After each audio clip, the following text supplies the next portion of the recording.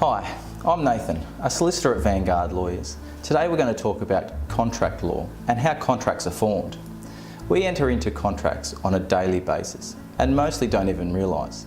Every time we go to the shops and purchase our food or buy clothes, we enter into a contract. As we know, these daily activities are not written contracts and are more akin to oral contracts.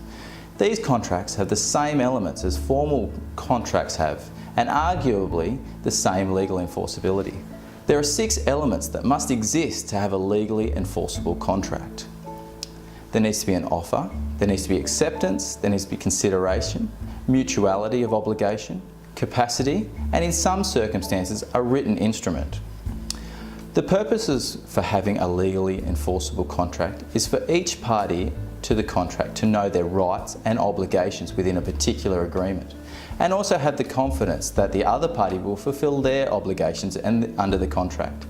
Having a contract also gives each party confidence that if the other party did not fulfil their obligations stated in the contract, then the court will enforce the contract so long as it is legally valid. Generally, to be legally valid, most contracts must contain 2 elements. All parties must agree about an offer made by one party, and it must be accepted by the other party. Something of value must be exchanged for something else of value. This is what we refer to as consideration. This can include goods, cash, services, or a pledge to do something in exchange for the items. There are some exceptions where a court may set aside a contract, notwithstanding the fact that they consist of the above elements. So our first exception is contracts with family members. A contract between family members will not be legally enforceable unless there is an express term in the contract stating that the parties wished for the contract to be legally binding. Another exception is contracts with minors.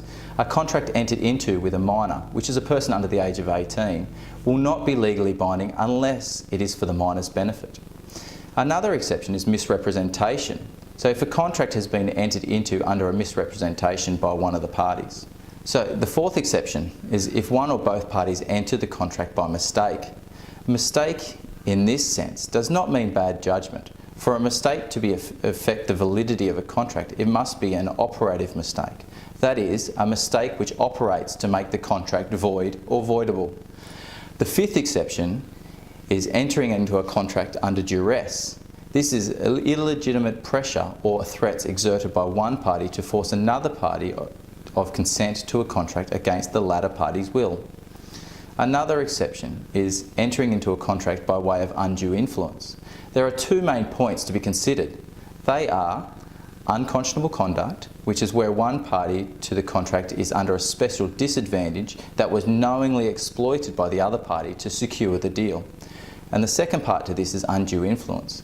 This focuses on the relationship between the parties to ensure that the quality of the consent that was given was not impaired, meaning one party did not exert power over the other party in entering into the contract. Our next exception is a breach of contract, and a breach of the terms of the contract if one party has not fulfilled their obligations under the contract. Then it may allow the contract to be terminated. So finally, contracts are a common part of everyday life, but have many nuances in establishing their validity and also setting the contract aside. Legal assistance should always be sought when considering entering contracts. This is to ensure its validity and to protect a party, as far as possible, from any court action. If you should have legal needs that you need help with, Vanguard Lawyers are more than happy to talk with you about your needs. Contact us by phone, fax, email, or visit our website. Stay tuned for our next video.